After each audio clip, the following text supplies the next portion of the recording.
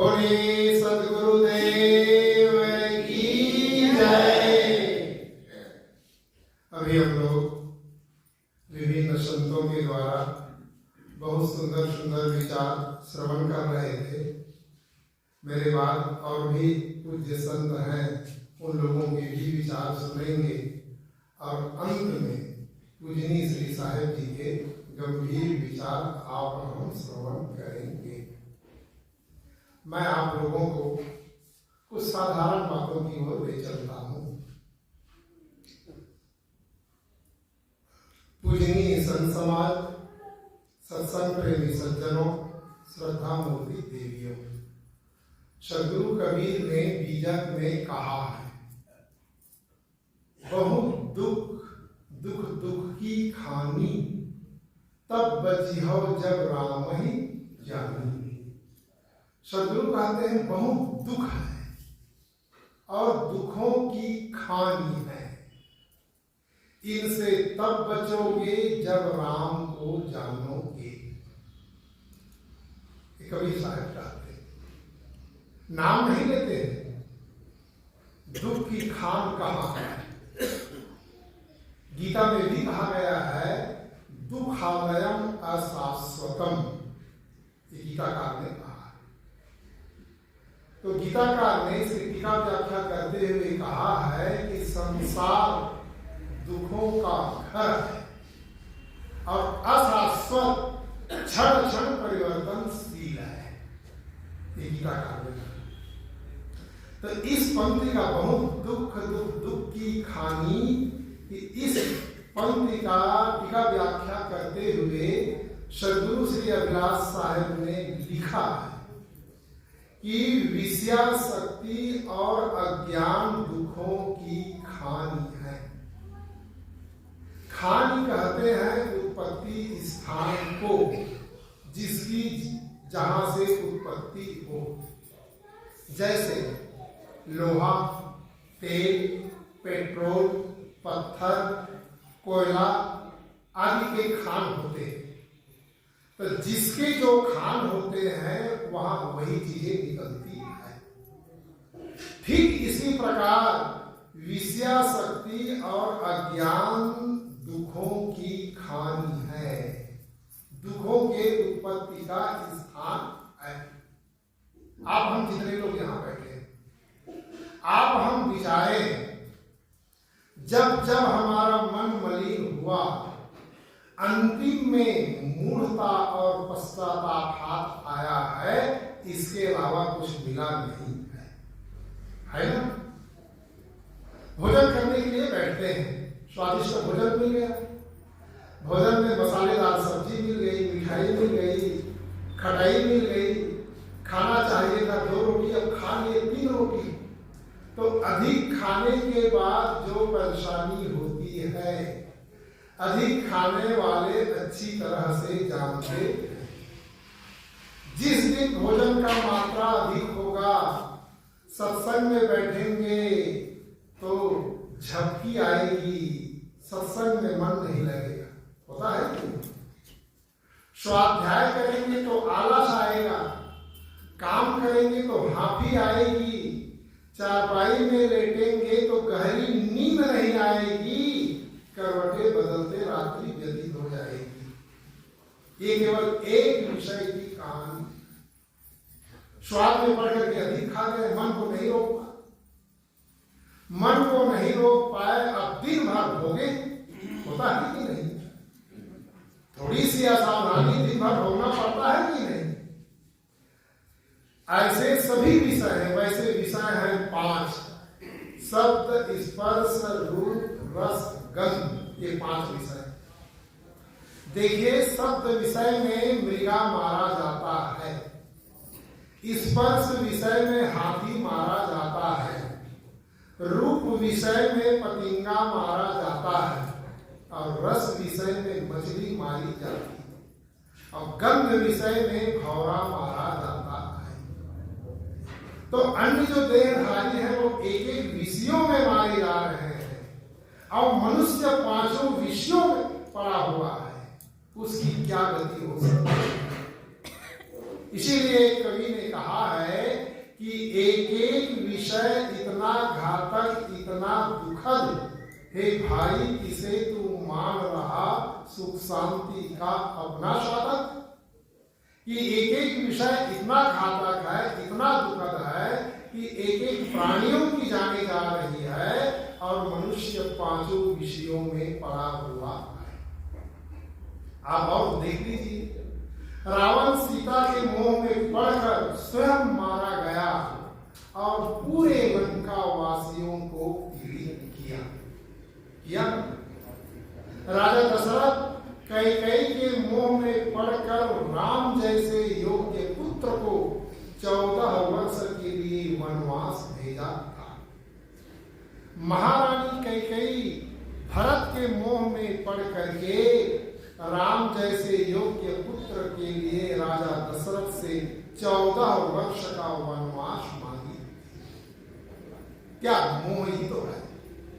तो सदगुरु कहते हैं कि विषय शक्ति दुखों की खान है। और दूसरी बात है अज्ञान दुखों की खान। अज्ञान हर समय मनुष्य सोचता रहता है कि जीवन निर्वाह का धंधा चलता रहेगा कि रुक जाएगा, नौकरी छूट न जाए, दुकान बंद ना हो जाए, फसल खराब ना हो जाए, वृद्धावस्था में सेवा कौन करेगा, पत्नी विमुख ना हो जाए, लड़का अवज्ञा करने न लग जाए, नौकर कामचोर ना हो जाए। और सबसे बड़ी समस्या है कि कल खाने को मिलेगा कि नहीं मिलेगा। आदमी इसी में भूखता रहता और सोच सोच करके अपने मन को उलझा ले जाता है। क्यों उलझाता? अज्ञान। खा रहा है और सोच भी रहा है कल खाने को मिलेगा कि नहीं मिलेगा। कितनी बड़ी और कठोर भाषा में कहे कि जो आदमी ऐसा सोच रहा है, कह रहा है, वो नमक हराम ही है। आप हम जितने लोग यहाँ बैठे, आप हम अपने जीवन पर दृष्टि डालें। देखिए यहाँ कम उम्र के लोग भी हैं, अधिक उम्र के लोग भी हैं। हमारे जीवन के जितने हिस्से बीते हर दिन खाने को मिला है। अब उसमें अंतर है, किसी दिन हलवा पूरी मिली है, किसी दिन दाल भात मिला है, किसी दिन सूखी नमक रोटी मिली जरूर है, किंतु ये सोचना कल खाने को मिलेगा कि नहीं मिलेगा, तो नमक हरामीपन है कि नहीं? आप देख लीजिए, मान लो आप सर्विसमैन थे, पेंशन तो जारी है, फसल तो लहरा रही है, दुकान तो जारी है, घर में गेहूं का कट्टा रखा हुआ है और सोच रहे हैं कल खाने को मिलेगा कि नहीं मिलेगा। हमारी भूल है कि नहीं? हमारी कमजोरी है ना। बस यही एक उदाहरण याद आ गया। उदाहरण क्या, घटना ही है। एक किसान था, जैसे फसल तैयार होती थी तो हिसाब किताब लगाता था। एक वर्ष हिसाब किताब लगाया तो साल में एक दिन के लिए अन्न कम पड़ रहा, तो उसके दिमाग में आने लगा कि 364 दिन के लिए सामग्री मेरे पास है, 365वें दिन क्या खाऊंगा, सोच रहा था। सोचते सोचते एक दिन उसके दिमाग में आया कि अरे जब 364 दिन चावल खाऊंगा तो एक दिन उसका छिलका खाऊंगा, ये वो सोचा। फिर उसके दिमाग में आया जब एक दिन छिलका खाकर गुजारा करना है तो पहले ही क्यों ना खा लिया जाए। ये रात्रि में निर्णय लिया। सुबह सो करके उठा, गया, देहात का मामला था, इतनी सुविधाएं नहीं थी निवृत्त होने के लिए। नहा धो करके आया और अपनी पत्नी से कहा, देखो बैलों को खिलाना है, ले आओ चारा, तो होता है गेहूं का, चावल का, धान का, तो ला करके वो रख की सोची किसान आदमी हल चलाने के लिए जाना है, बैलों के लिए मंगा रहा है, उसे क्या पता कि बड़ा बैल खाने वाला है। जैसे पत्नी ला करके रखी, फाटक को ढकेल दिया, पत्नी देख न ले करके उठाया, मुख में डाला और जैसे वो डाला गला में आकर के फंस गया, न नीचे उतरा न बाहर ही निकला। और थोड़े देर में उसका प्राण पखेरु उड़ गए। बस यही दशा आप हमारी भी है, हम लोग भी ऐसे ही मर रहे हैं कि नहीं। नाना प्रकार की जो बीमारियां आ रही हैं, क्यों आ रही है? खाने पीने में संयम, खान पान में संयम नहीं है, सोने बैठने में संयम नहीं है। तो जब संयम नहीं है, सावधानी नहीं है, तो बीमारियां तो आएगी ना। अब हो जाता, क्यों सोचता है आदमी? अज्ञान। तो सद्गुरु कहते हैं दुख की खानी है विषय शक्ति, और दुखों की खानी है अज्ञान, अज्ञान दुखों की। और इनसे बचने का रास्ता है राम को जाना। और जिस राम के लिए सद्गुरु कबीर कहते हैं वो राम बाहर नहीं, हृदय में बैठा। आप हम बाहर राम से परिचित हैं, ये तो हृदय में बैठे हुए जो राम है उनसे परिचित नहीं है। अयोध्या में महाराज श्री राम हो चुके हैं, अब उनका हम नाम लेंगे तो कुछ मिलने वाला नहीं है। ये हृदय में जो बैठे हुए राम है उसको समझेंगे तो हमारे जीवन के क्लेश दूर हो। और कबीर साहब ने उसी के लिए कहा, कबीर साहब ने कहा है कि पूरब दिशा हरि को बासा, और पश्चिम अल्लाह मुकामा, और दिल में खोज दिलहि मां खोजो, यह गरिमा रामा। राम हृदय में है, उस राम से बोध नहीं है, और रट रहे हैं ऊपर वाले को, भीतर वाले का ज्ञान ही नहीं। भीतर वाले राम को समझने से ही हमारे जीवन के क्लेश दूर होंगे।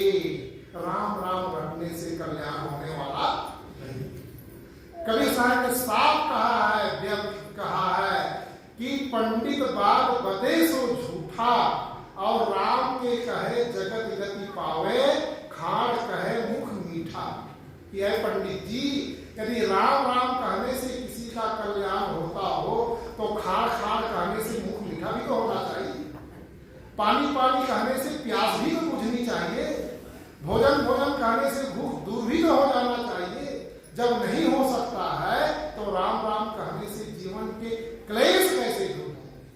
ये कबीर साहब। एक उदाहरण याद आ गया, एक गांव था, रहा होगा ऐसे राजस्थान, और राजस्थान में तो अकाल बराबर पड़ता रहता है, कभी कभार हो जाती है मसला। एक गांव में अकाल पड़ा था तो गांव के जितने सदस्य थे, काम करने वाले लोग, सब बाहर चले गए थे कमाने के लिए। एक घर में एक बुढ़िया माँ रहती थी, और घर के बाकी सदस्य काम करने के लिए बाहर चले गए।